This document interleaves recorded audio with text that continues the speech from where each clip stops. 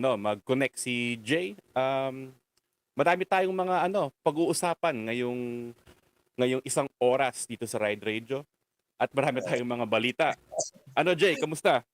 Hello, Engineer Jolly. Good afternoon. Bigla tayong, alam mo naman ang signal natin, on and off, unpredictable, dito sa ating location. Pero good afternoon po sa ating mga tagapanood, tagapakinig, at taga-subaybay ng ating palatuntunang Ride Radio. Jolly, Yeah. Mm-hmm. election season na, Nako, oo. Damang-dama mo na ang panahon. Ramdam mo na sa hangin. Oo. Mukhang lumilinaw na kahit papaano, meron na tayong 3 malinaw so far, na nagdeklara ng kandidatura sa pagkapangulo. Ayan, kilala naman natin sila, di ba? Si Senator Pacman, Manny Pacquiao. Of course, si Yorme, ng Maynila, si Isko Moreno. At of course, nauna na si Ping Lacson, Nako, napakakulay ng ating election season, ha? Starting this year hanggang next year yan, expect Jolly na magkakaroon ng, kasi wala pang pambato na inilalagak itong administrasyon. Pero although may mga kilala na tayo, may mga napupusuan na yung iba sa ating mga kababayan, alam naman natin kung sino yung malalakas sa admin. Pero aabangan natin yan in the coming weeks. Malapit na po yan ang filing ng Certificate of Candidacy ng iba pang mga presidential hopefuls. Manggagaling yan sa admin. Talagang inaabangan yan. At yung isa pa sa kampo ni na VP Lenny, di ba? Yung iniintay nating kung anong kanilang magiging announcement. Kahit anong gawin mo, Jolly, kahit pabali-baliktad tayo, kahit magka-COVID tayo, hindi talaga may iwasang pag-usapan itong politika, Dahil panahon na ito ng pagpapaingay, ng iba't ibang kampo, pagpaparamdam, Even sa local, Jolly, hindi lang sa national, di ba? Sa inyo ba may nangangampanya na dyan sa may Quezon City? Sa may Teachers Village? wala pa naman ako nakikitang mga nagsasabit ng mga poster dyan, Mga bumabati, ha? Mga nagpaparamdam na, oo. Oo, well, hindi po natin may iwasan yan. So, nariyan yan di ba?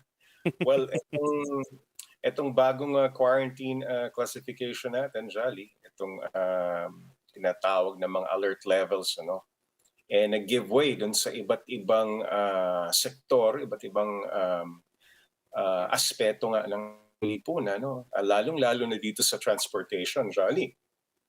So simulan natin yung ating balitaan, Okay, balik operasyon na ang motorcycle taxis ng Grab Philippines simula noong September 23.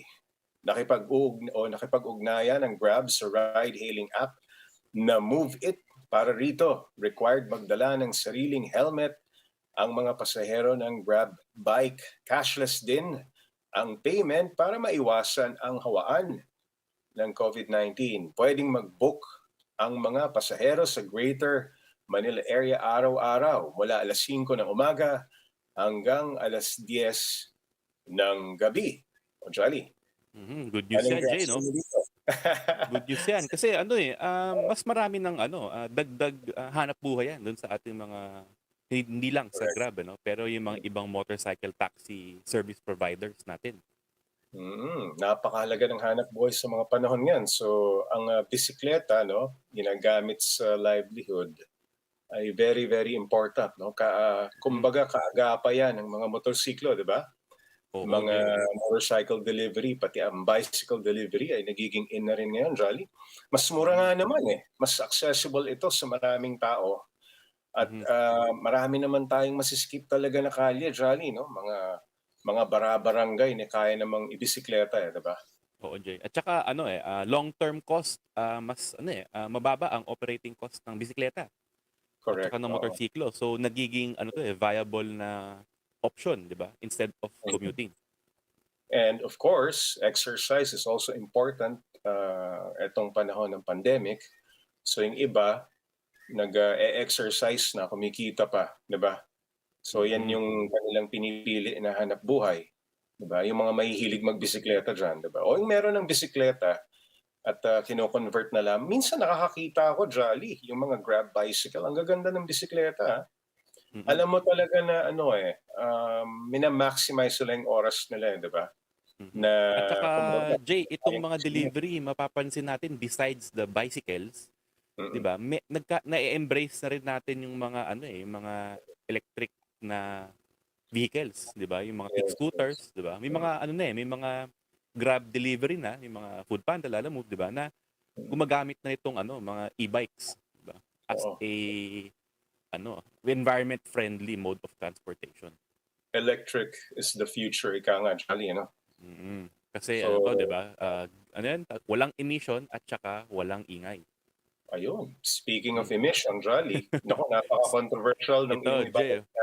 Okay. Oo, speaking of ingay, anti-muffler ordinance posibleng ipatupad sa Manila. Oo. Pirma na lang ang ni Manila Mayor Isko Moreno ang hinihintay para papatupad ang Ordinance Number 8145 o Anti-Muffler Ordinance sa syudad. Uy. Sinabi ni Councilor Joel JTV Villanueva na layon ng panukalang i-regulate ang paggamit ng mga open o modified muffler sa mga sasakyan, pati na sa mga motorsiklo.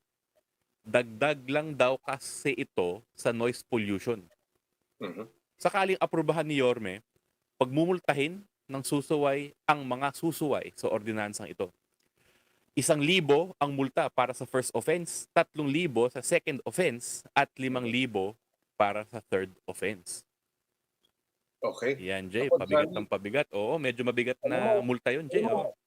more than a week ago, Jolly, nakakatanggap ako, personally, ng mga tanong mula sa ating mga kababayan na nagmumotor, mga kapwa natin nagmumotor. Maraming confusion na dala ito, no? Unang-una, ano-anong klaseng motorsiklo ang under dito sa ordinansang ito? 'Di ba? Yun. Kasi iniisip nila, yung maliliit lamang ba? Limitado ba ito sa small displacement? O covered ng ordinansang ito, specifically dito sa Maynila, kahit anong klaseng motor mo pa, basta minodify mo ang iyong exhaust system, no, yung muffler, pinaingay mo, pwede ka nang Multahin. Ipagmulta. pagmultahin, di ba? So, alam mo, may kaakibat na maraming kalituhan ito sa ating mga kapwa na nagmomotor, di ba? Ikaw ba, wala kang ganyang nare-receive ng mga tanong din? Kasi parang Alam mo, Jay, kasi itong yung mga anti-maingay na muffler na mga batas na 'di ba kahit naman before sa Manila may mga marami ng LGU nagpapatupad nito. Maganda naman ang layo nito kasi 'di ba marami naman talagang mga ibang motorsiklo na maiingay talaga ang tambucho. Pero ang problema, Jay, kasi medyo may technical factor 'yan yung ano yung maingay sa hindi.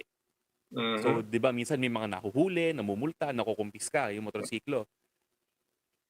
Kahit naman parang sabihin mo hindi naman masyadong maingay, 'di ba? Alam mo 'yun, may gano'n yung pag-enforce. expert tayo. Kailangan ba may panukat, may gadget, may panukat ng kung ilang decibels ang kinakailangan? Yung iba talagang dinadaan na lamang ba sa naiingayan ako sa tambucho mo, hindi pwede. Subjective, oo. Diba? Ha? Mm. Yung iba baka mamaya nape-personal na, di ba? Kasi alam mo, Jolly, yung mga upgrades dyan sa exhaust, di ba, sa mga muffler, minsan ang presyo niyan hindi biro. Talagang 10, hindi lang 10,000, minsan 20 to 30,000 hanggang 40,000 gumagasta ang ating mga kapwa na na nagmomotor, no? Ika nga, minsan nga nagiging pa yan status symbol di ba? Oo, sinabi mo Pa pa. yan, payabangan pa yan, pamahalan pa yan ng muffler. Pero itong ordinance na ito, pirma na lang, ewan ko kung bakit hindi mapirmahan. Baka busy sa pangangampanya o pamumulit ka. Ayun lang, oo. Nag-create ng malaking ingay this week. Sila ni si Dr. Willie Ong, di ba? Yung kanilang pagdedeklara. na maging kandidato sa pagkapangulo at vice-presidente. Okay, move on na tayo, Jolly. Ito naman, target buksan ang Espanya section ng NLEX connector sa first quarter ng 2022. Nako, this is good news, Jolly, no? Nasa kalahati na ang tapos sa unang section ng NLEX connector mula Caloocan Interchange sa norte hanggang sa Espanya Boulevard ayon sa DPWH. Sa susunod na buwan din daw makukuha ang full right-of-way para sa section na ito. Gumamit na rin ang DPWH ng coping beams mula Indonesia para mapabilis ang paggawa at maiwasan ang pagbigat ng trapiko sa mga lugar na apektado ng construction. Nasa 35,000 na motorista araw-araw ang inaasahang makikinabang sa NLEX connector kapag natapos na ito. Ako, Jolly, mula Caloocan Interchange, no? Ika nga, hanggang Espanya, nako, napakabigat ng mga dinaanang mga arteries, no? Heavy ang traffic dyan at laging mabagal ang usad, no? Yung nagmumula dyan sa Caloocan patungong Espanya. So, halimbawa, itong NLEX connector na ito, fully operational at passable na, malaking bagay nga naman. 35,000 pala na motorista araw-araw. At saka Jay, hindi lang ito hindi lang ito yung bibilis ang biyahe ng mga taong kailangan pumunta sa Espanya from NLEX. Pero gagaang din yung traffic dun sa mga arterial roads na dating barado ng mga tao na dinadaanan yun. So at least mababawasan na, Jolly, yung volume, ano? So, kung halimbawa, sa pag-aaral, base sa pag-aaral, kung 35,000 ang kumbaga, mababawas natin doon sa usual traffic flow, that's a big volume, no? The big number of vehicles, no? Na pwede nang kumbaga, maka-access dito sa NLEX connector. And alam mo, nakakatuwa talaga na tuloy-tuloy ito at hindi humihinto, ano? Lalong-lalo na may momentum at syempre tail end na nung administrasyong Duterte, no? Bahagi pa rin ng build. Kaya talagang kumbaga hindi hiningas kugon, Jolly, tuloy-tuloy, di ba? Dun sa loob ng 6 na taon nakita natin na marami naman talagang nagbukas na mga highways, mga access roads, ano? Especially under dito sa mga proyekto ng DPWH. Pero ikaw, Jolly, I think going towards the end of the fourth quarter, papasok ang Kapaskuhan, ano? And nagluluwag na nga itong mga alert levels, ano? Ikaw ba, inaasahan mo na sisikip pa ang daloy ng trapiko? Sa tingin ko, Jay, may isisikip pa ang daloy ng trapiko. Kasi kahit papano, meron pa tayong mga ECQ, di ba? Meron pa tayong kahit paano nag-limit pa yung mga tao, lalo na doon sa nag-iingat pa sila, di ba? Hindi tayo masyado lumuluwas o bumabiyahe. Yung mga dine-in, di ba? Medyo limited ang capacity. So yung sa tingin ko yung traffic na dumadaloy ngayon sa mga kalye natin, hindi pa ito yung 100% hindi pre-lockdown. Oo. So madadagdagan pa ito ng mga bilang ng mga sasakyan. Well, anyway, Jolly, nakikita naman natin na kahit yung daily average ng COVID-19 cases, no, kahit from the last, no, based from the last figures, yung kahapon bumaba. No, tingnan natin kung dramatically talagang bababa na yan at kakaroon na tayo ng mas mataas na na bilang ng mga nabakunahan. Okay.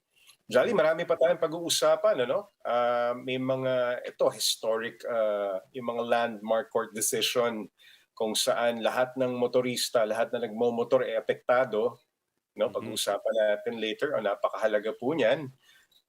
Yung 14th year anniversary kung saan pinayagan na yung mga nagmomotor, di ba? Kahit yung 400cc pataas, malaking bagay po yon sa mga highways natin. At syempre, meron kang ride reviews, no? Excited akong marinig ito. Nasa Kim ko, di ba? At mukhang ngayong gabi nila ilo-launch ito, unahan lang natin ng kaunti. Okay. Huwag po kayong aalis, mga kababayan. Magbabalik pa po ang Ride Radio.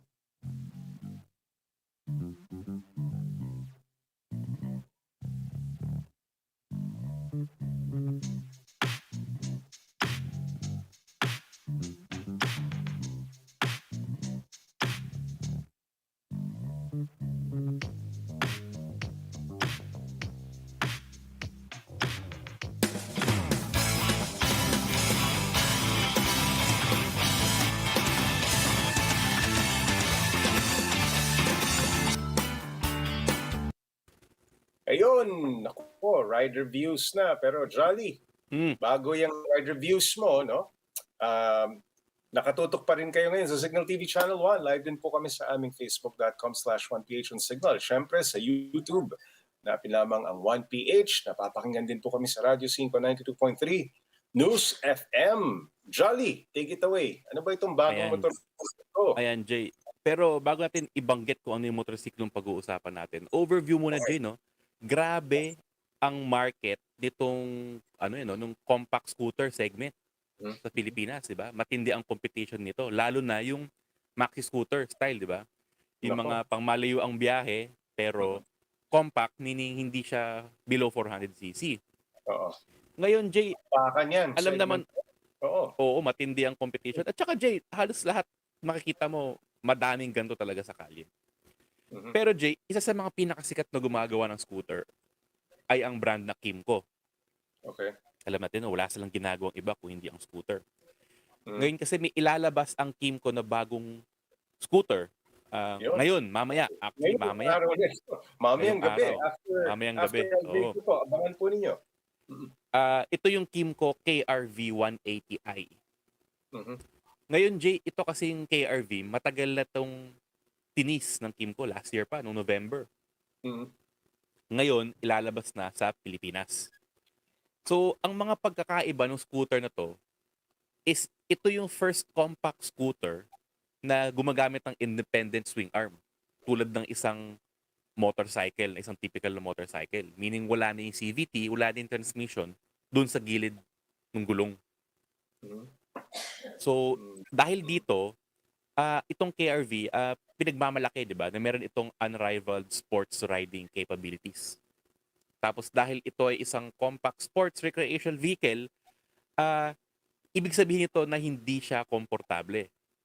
Since ito ay isang scooter, equipped pa rin siya with comfort, convenience, handling. At dinadagdag nila is yung sporty performance nga. Makikita mo dun sa mga pictures natin, Jay, di ba? May mga saksakan ng USB. Andun yung malaking compartment. Natin yung ating mga kababayan, di ba? Yung access para makapag-charge ka. Lagi mong ginagamit ang telepono mo. Ngayong 21st century, Jay, hindi tayo pwedeng mawalan ng karga ng cellphone, di ba? Correct. Besides dun sa mga USB charging, mga cellphone compartments, meron din itong mga high-tech electronic features tulad ng ABS, traction control, LED lighting, at saka yung kanilang keyless system. Ngayon, engine-wise, itong KRV is meant to be a sporty machine, so dapat yung makina matulin din. Gumagamit ito ng 175cc 4-valve, fuel-injected na liquid-cooled engine. Meaning, isa siyang matulin na makina, tipid sa gas, at saka dahil liquid-cooled, hindi ito nag-overheat kahit gaano pang ka-traffic sa Maynila. At saka meron din itong Euro 5 homologation. So ibig sabihin nito, future-proof pagdating sa emission standards. Mm. Tapos Jolly, dahil ano siya oh, sige Jay. sige, tuloy mo lang, tuloy mo lang. Ayun, itong KRV din meron siyang flat floorboard, typical ng mga scooter. So, ibig sabihin nito, kung mahaba man yung iyong mga binte or maiksi, mahahanap mo yung iyong optimal riding position. Mm. So, pwede siyang, 'di ba, kung short trips, pwedeng upright ang iyong upo. Kung Oo, mga mahahabang biyahe, pwede mong i-stretch ang iyong legs. oo, Then, comfort, suspension. Ang suspension, Jay, ano siya, adjustable yung suspension and is tuned to suit single rider. Or, pwede mong i-adjust kung may angkas or pwede mo i-adjust kung may karga ka na gamit. mhm, mhm. Ayan. Tas ito Jay, ang pinaka-groundbreaking feature nitong KRV is yung gumagamit siya nung kanyang power transmission matrix na hiniram doon sa AK550 na model. Oo, So, ibig sabihin nun, meron siyang independent swing arm, wala yung okey. transmission sa gilid ng gulong, as earlier stated, hiwalay ang engine sa transmission. So, ibig sabihin nun, lahat ng bigat nasa gitna ng scooter. Mm, Tapos wala na siyang masyadong unsprung weight, meaning mas maganda ang performance ng suspension. okey. Ayan. Jolly, isa sa mga questions sa utak ko ngayon 'no, unang-una, itong pag-introduce ng isang 180cc, paano 'to makakagulo dun sa pinag-aawayang market ng 150, 155, cc, level ng mga displacement ng mga scooters 'no? Uh, Mm. well, from Yamaha, you're talking about the NMAX halimbawa, Mm. and yung PCX halimbawa ng Honda, Honda. 'di ba? At Honda saka One Jay, meron ka rin nung yung Aerox, yung Aerox, Yamaha Aerox, oo.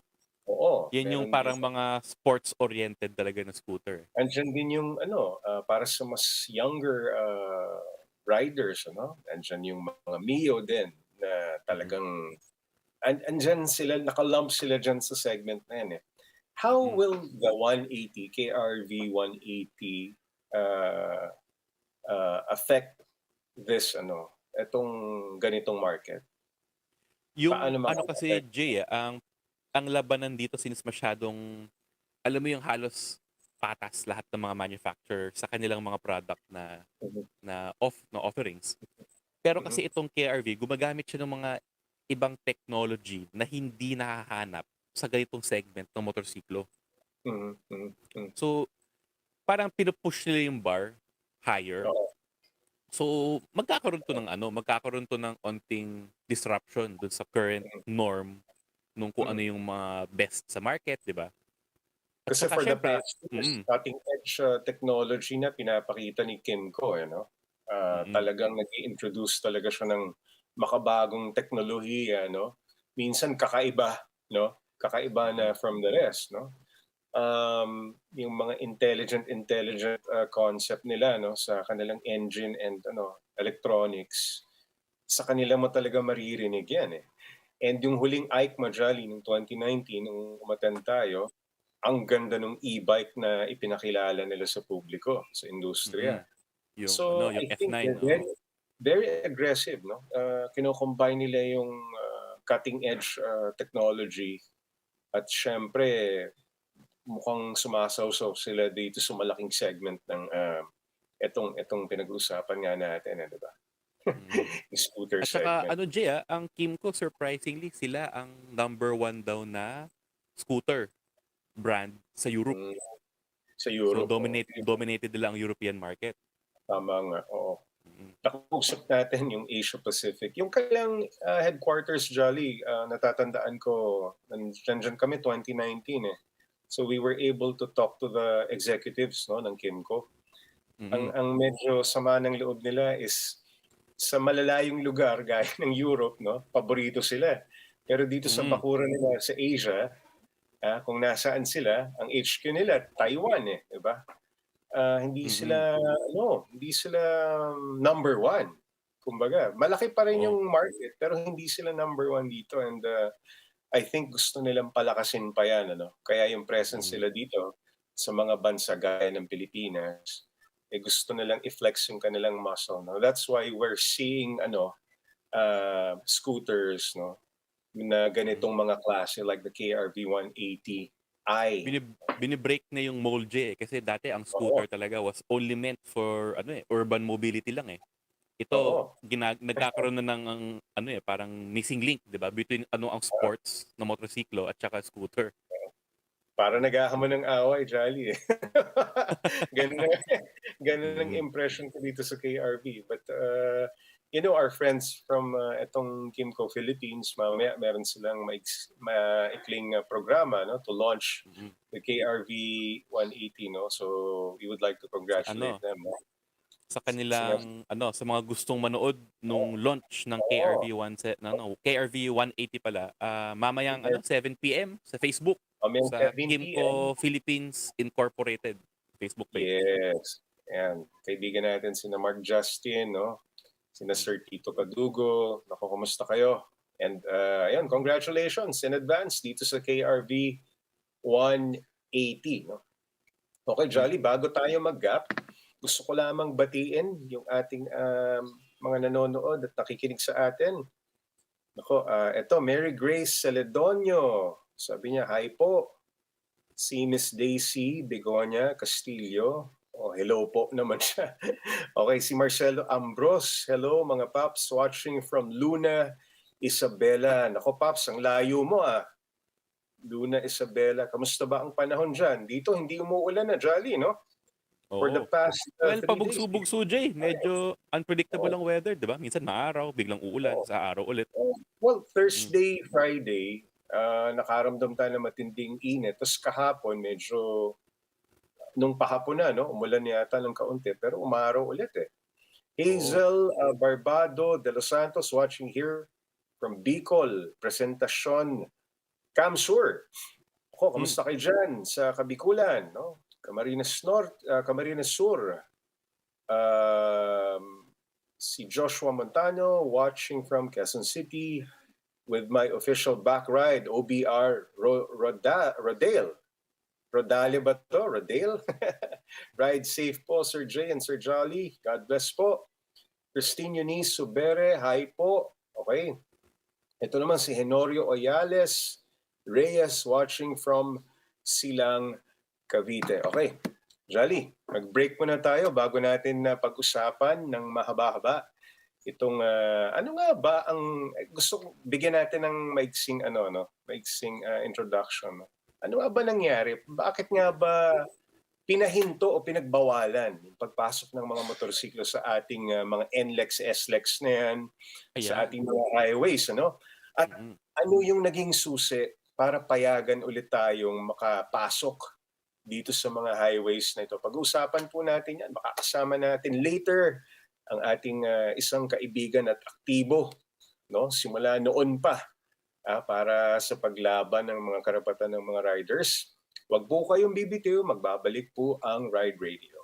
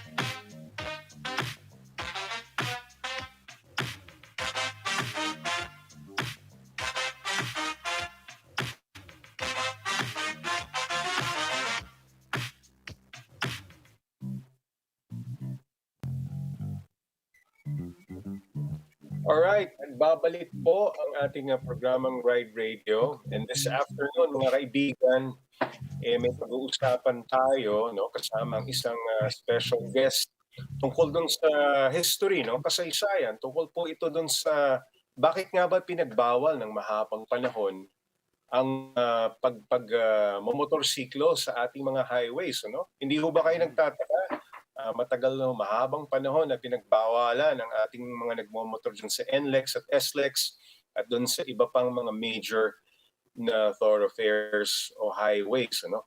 So ngayon, ipinagdiriwang ang ika-14, 14 years of freedom ng mga motorsiklo sa highway. Pero hindi naging madali ang daan para sa ini-enjoy nating kalayaan na yan. Makakakwentuhan natin sa show nating Ride Radio si James Mirasol, co-founder ng Freedom Riders Motorcycle Club. Good afternoon, James. Good afternoon. Good afternoon, Jay. Good afternoon, Jolly. Kamusta kayo? Mabuti naman. Nice to see you again. James, I don't know if you remember me, no? Pero matagal na Of course. Matagal na tayong huling nagka-ride, di ka nga, nagkakilala, no? Yes, sir. Oo. Okay, James, maigsing background tungkol dito sa Freedom Riders Motorcycle Club, no? Can Yes. you give us a short description of your club? At saka, paano ba nabuo ito? Well, ang Freedom Riders was founded in response to the banning of motorcycles. Kasi alam nyo naman dati, ang coastal road, hindi tollway yan dati. And then in, I think, 1999, dineklara yung limited access facility. So all of a sudden, nawala tayo ng final best access natin into and out of the Metro Manila. Except for the side roads, no, which are much more dangerous for motorcycles. So binuo namin ng Freedom Riders para ma-contest natin yung ban na yan. Mm-hmm. And this was around what year ulit? James, can you refresh? 1999, actually. 1999. 1999, pinagbawalan dumaan ng mga nagmumotor sa coastal, no? So, yes, ginawa nilang toll road. Yes, sir. Okay, so nagtayo tayo ngayon. Alliance ba ito ng iba't ibang mga motorcycle clubs? Itong Freedom Riders Motorcycle Club? Or ano ba ito? Absolutely. Individual riders? Ano ba ito? Absolutely. Actually, I think universal naman yung support na nakuha namin sa motorcycling community. Kasama ang LMFI, lahat ng mga malaking motorcycle clubs, pati yung sa Visayas, sa Mindanao. It was a beautiful thing, no? Lahat ng motorcycle clubs, we all came together and we had several events to raise awareness about safety, to raise funds for the legal fight. So it was a beautiful time. Mm-hmm. Jolly. Mm-hmm. Hey, sir, tatanong ko lang, what was it like nung hindi pa pinapayagan ang mga motorsiklo sa highways? May Oh my gosh. kwento ba kayo sa akin mga struggle ng mga rider noon? Well, yeah. Yeah, actually, on the medyo negative side, no, alam natin, there were some motorcycle riders that would actually sneak in to the tollway, or sometimes with special permission. Pero yung the one that really got us kasi was the coastal road kasi we were using coastal road to get in and out of Metro Manila to go to Tagaytay, the usual fun run, and on a weekly or daily basis. And then when they made that a tollway, all of a sudden bawal kami. And then ang sabi nila sa akin, kasi unsafe eh. So parang it didn't make sense to us. Why were we safe before? Then you change the designation, all of a sudden unsafe na kami. So that's why we figured we had to take it to court. James, lagyan mo na natin ng context, no? For the longest time, bawal naman talaga sa North Expressway at South Expressway ang mga motorsiklo. Tama ba? Ano ba yung reason? Kailan ba nagsimulang pinagbawal ang two-wheel dito? Actually, we don't have a definitive answer, but the best urban myth, or the best that we can tell, even from the people that came before us, was that it started nung time na nag-visit si President Nixon dito sa Pilipinas. Oo, yun yung kalat na kwento nun eh, no? Exactly.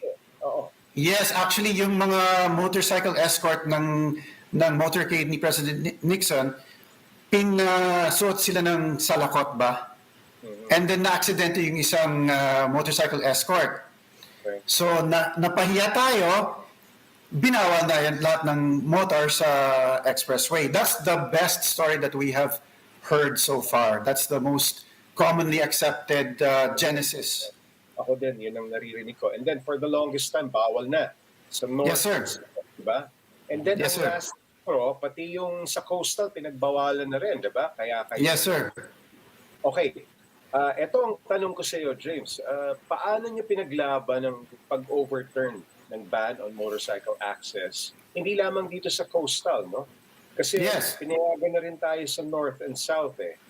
Correct. Can you walk us through the process, no, leading up dun sa implementation? Yes, sir. Yes, sir. Actually, it was very simple. Binasa lang namin yung mga applicable laws. And lahat ng authority ng mga governing bodies, the DPWH, the Toll Regulatory Board, and at the time the PNCC, which was implementing the management of the tollways, they all derived their authority from the Congressional Act, Republic Act 2000, which was made in, kailan pa to? 1957. Okay, don't be confused with the name RA 2000. Okay? Nabasa namin yung law because apparently nobody ever read the law. And ang sabi dyan sa RA 2000, it says, sandali lang, let me just pull it up so I can quote it directly. It says here that such highways or streets may be parkways from which trucks, buses, and other commercial vehicles may be banned, or it says shall be excluded. Otherwise, it shall be open to all forms of traditional transportation. So matotal, when Congress made the law to create limited accessway facilities, alam nila yung most dangerous road users, trucks, buses, and commercial vehicles.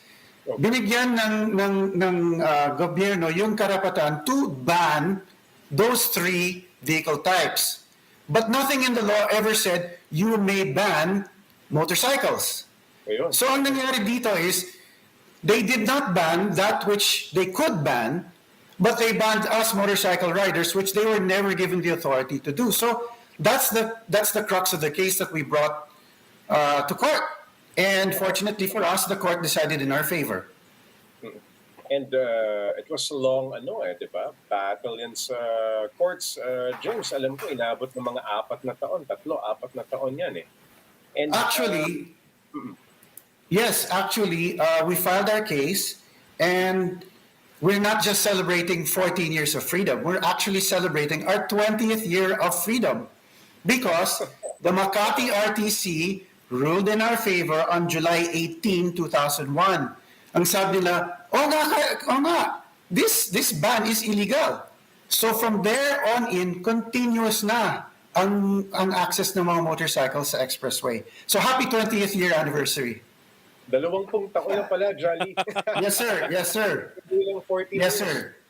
Yeah. Okay. Unfortunately, there's all these misconceptions and myths, and actually yung mga kagrupo ko, they don't even know, yung current group ko, the Carvers, marami din kailangan magtanong, ano bang nangyari dyan? Paano nangyari ito? Et cetera, et cetera. So, I'm very grateful that you're allowing us to kind of get the truth out there.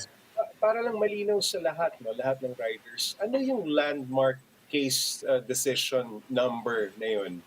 Yes.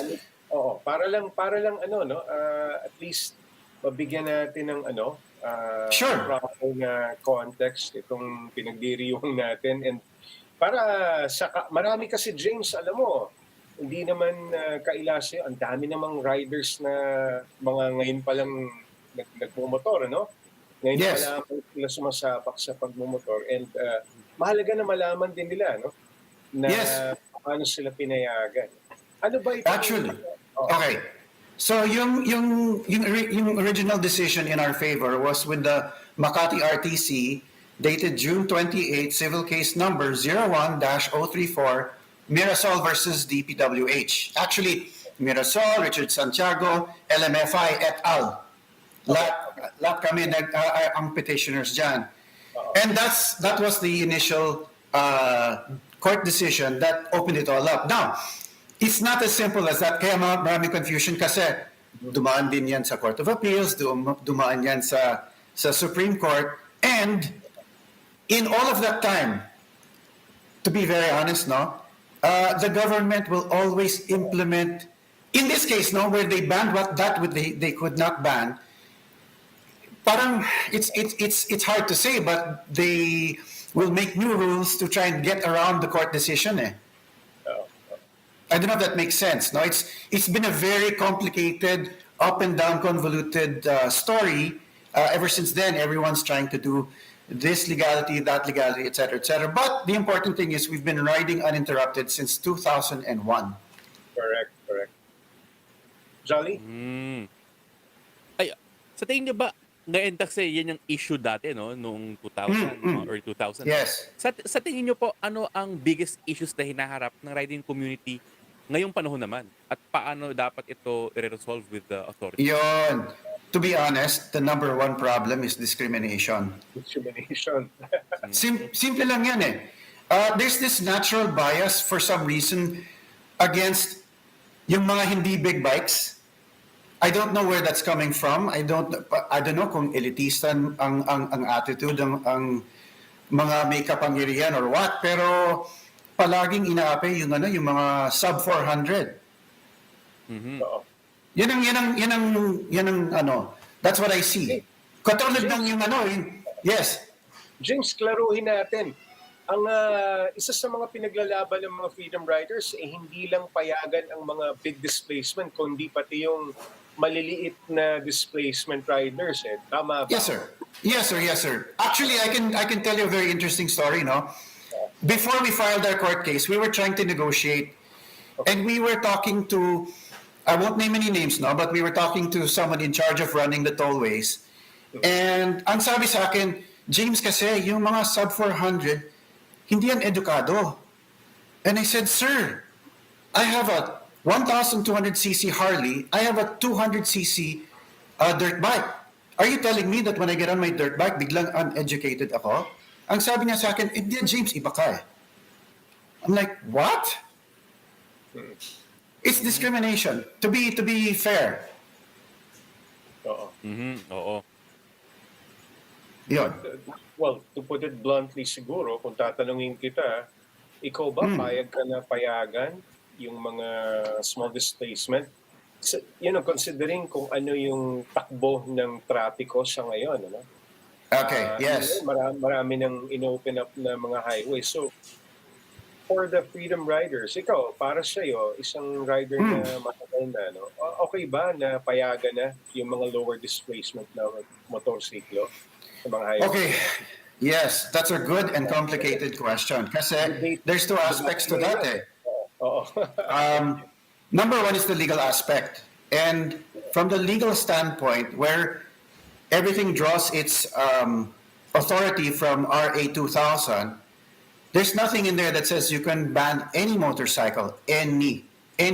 So from a legal standpoint, the answer is there should be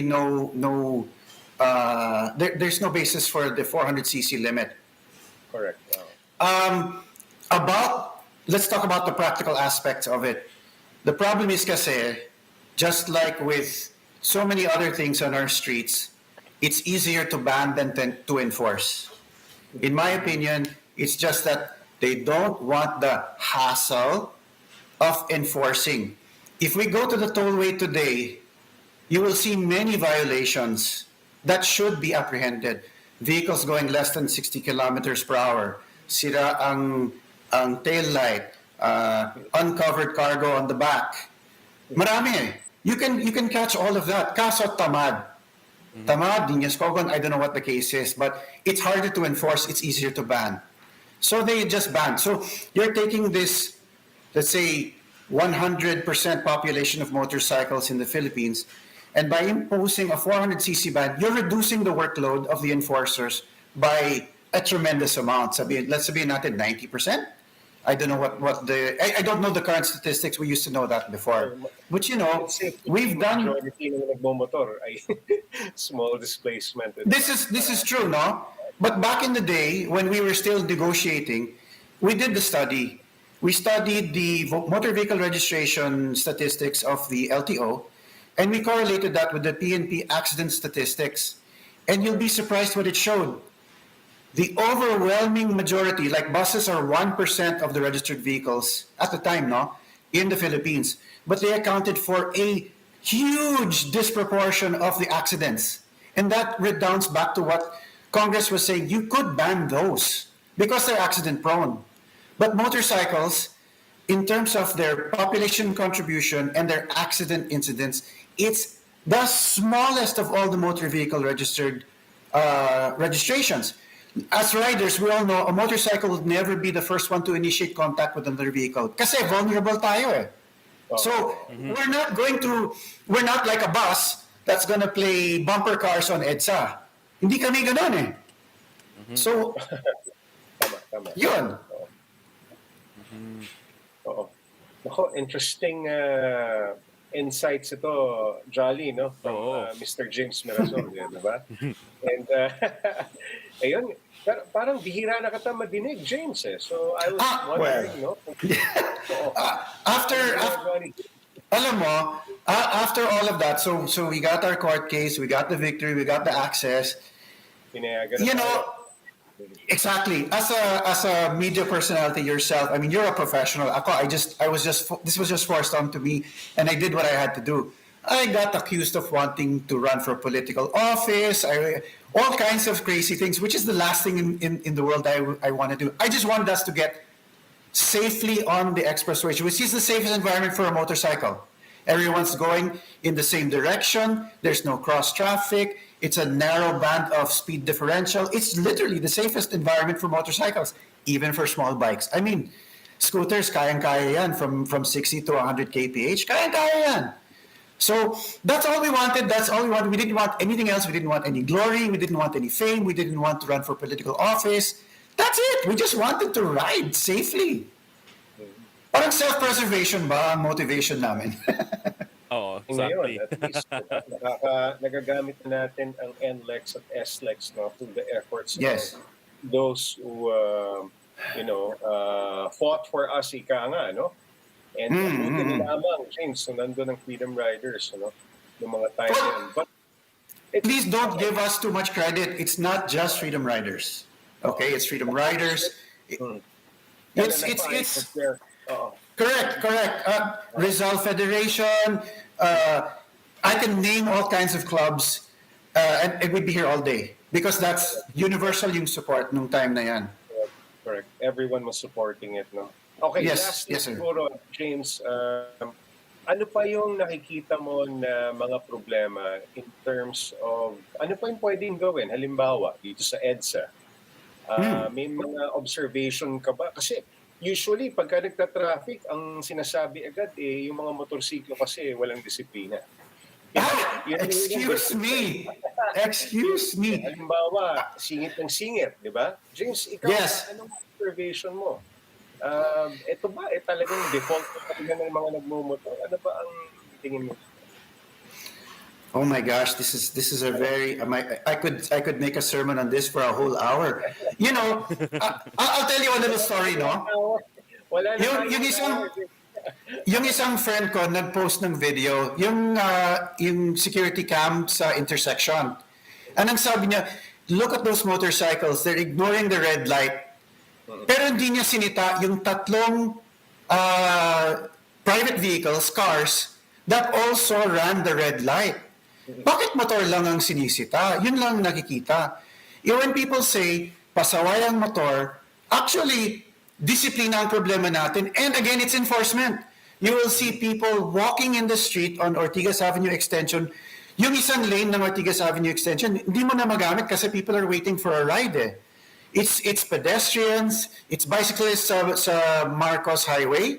May bike lane na nga eh, pero ayaw nilang gamitin. May protected lane sila. So, discipline na naman yan. It's all about discipline. Binigyan kami ng motorcycle lane sa C5 or sa EDSA, and like the video that you're showing, punong-puno ng cars, trucks, and buses eh. What's the use of the motorcycle lane? So it's really discipline. Honestly, our society is too focused on cars. It should be more focused on motorcycles. We use 1/5 of the road space. We use 1/5 of the parking space. You save gas, they pollute less. If you want to decongest Metro Manila overnight, all you have to do is promote motorcycles. Give us the prime parking space. Give us priority like in Taiwan, where you can automatically go to the front of the stoplight. We don't want to delay a car. That's not in our interest. We just want to get from point A to point B as quickly and efficiently as possible. But that pisses off some people who only ride cars and don't understand what it's like to be a rider. So, it's those things, discrimination, discipline, even enforcement of the law. You were talking about the law in Manila, yung pwede yung big bike mag-custom exhaust. Pero yung sub 400, hindi pwede. Bakit ba? I mean, 100 dB is 100 dB, irrespective of anong displacement mo, di ba? Yun. It's really it's a cultural thing. This culture is built around cars and it should be embracing motorcycles. Let's be honest. Oo. Yun. On that note, very strong words, and of course, yung na-clarify din, Jolly, yung mga nangyari ng mga unang beses pa lamang, yung mga years na hindi tayo biglang pinayagan sa coastal, and then nagkaroon pa ng court case, di ba? Inilaban Yes. dun sa korte, and then pinayagan tayo. Now we're enjoying this freedom. So, ayun, 20 years na pala nating nagagamit ang highways dahil dun sa mga grupo na pinaglaban yung ating right, right to use those highways. Nako, it's so nice to see you again, Mr. James Mirasol. Sana mag-guest ko ulit sa aming programa, Wala na rin tayong oras. So, Carvers pala ang pangalan ng bago mong grupo. Yes, sir. More Yes, sir. power sa inyong grupo. Saan ba kayo Salamat, madalas? sir. Kung Carvers ko, di mga marilaki kayo madalas mag-ride. Yes, sir, exactly. Canyon Carvers. Yes, sir. Yun. I hope to meet you in person again, James. Let's ride, boys. Let's ride. Oo. Okay. Thank Anytime, you so sir. much. Thank you so much, Mr. James Mirasol ng Carvers Motorcycle Club at dati, yung Freedom Riders Motorcycle Club, right? Jolly, naalala mo pa ba yung Freedom Riders before? Oo, Jay. Yung Yeah. father ko, was part of LMFI dati. LMFI. Marami siyang nakikwentong mga istorya dyan sa pinaglaban nilang use sa expressway. Madaming storya, and ako, syempre, yung politics aside, yung mga hindi pagkakasunduan aside, kung meron man na nangyari before, ang mahalaga ngayon talagang at least kahit papaano, 400cc up, nagkaroon ng access, thanks to those who fought for us, yung right natin na makadaan dyan.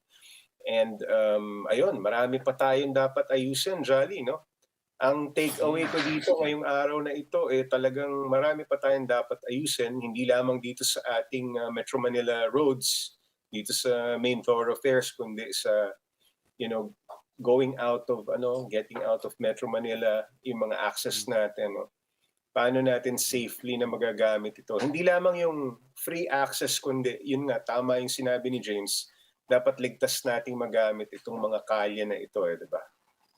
Yun. Exactly, Jay. Oo. Alright. So, ayun. Happy Freedom Day sa'yo, Jolly. No? At least nakalayo na tayo ng mahaba-habang ride dahil dyan sa court decision na yan. Okay. And of course, wala na tayong oras. Magkita-kita po tayong muli rito sa Ride Radio sa susunod na Sabado. Ako po si Jay Taruc. At ako naman si Jolly Alarcon para sa 1PH. Kami po ang 1PH. Kami po ang 1PH, teleserbisyo para sa Pilipino. Alright. See you next week.